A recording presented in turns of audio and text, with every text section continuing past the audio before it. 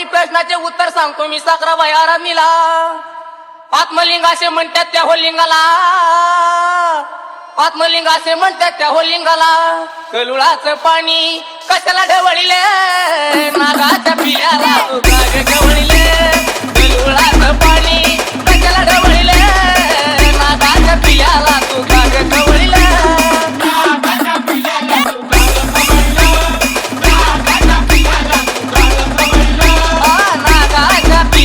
तू का ग ढवळीले, नागाच्या पिल्याला तू का ग ढवळीले.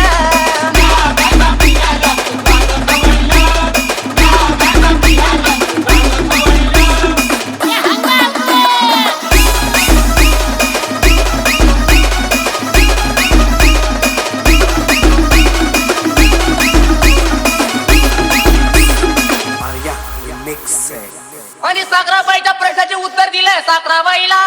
आता माझ्या प्रश्नाचे उत्तर सांगावे लागलं साखराबाईला. पाव माणसाला वाटली जात त्या देवानं बापल्याला, आणि आत्म्याची जात कोणची आहे ती सांगून द्यावे लागेल सभेला. कलुळाचं पाणी कशाला ढवळीले, नागाच्या पिल्याला तू का ग ढवळीले. कलुळाचं पाणी कशाला ढवळीले, नागाच्या पिल्याला तू का ग ढवळीले. नागाच्या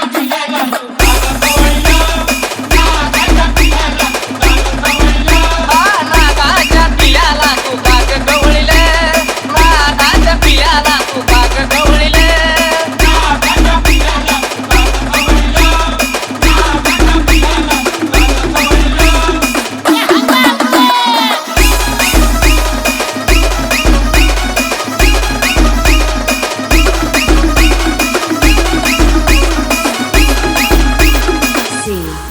आणि सागराबाई बोलली मला माळ कशाला घातली गळ्याला. अगं विचार केला नव्हता मी मनाला, आई बापानी आराधी सोडलं मला बाळेपणाला. कलुळाचं पाणी कशाला ढवळीले, नागाच्या पिल्याला तू का ग ढवळीले. कलुळाचं पाणी कशाला ढवळीले, नागाच्या पिल्याला तू का ग ढवळीले. नागाच्या पिल्याला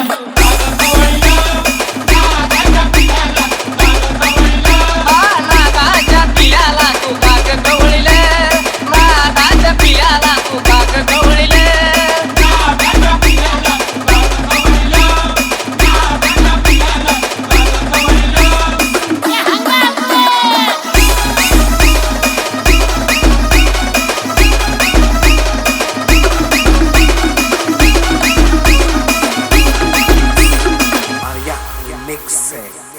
अगं प्रश्न पडला माझ्या आईवडिलाच्या जीवाला. अगं चैती पौर्णिमा तर आली वर्षाची वर्षाला, पण तू शायन्या मनाची आहे म्हणून पाठवलं मला तुझ्या संगतीला. कलुळाचं पाणी तू ग कशाला ढवळीले, नागाच्या पिल्याला तू का ग ढवळीले. कलुळाचं पाणी कशाला ढवळीले, नागाच्या पिल्याला तू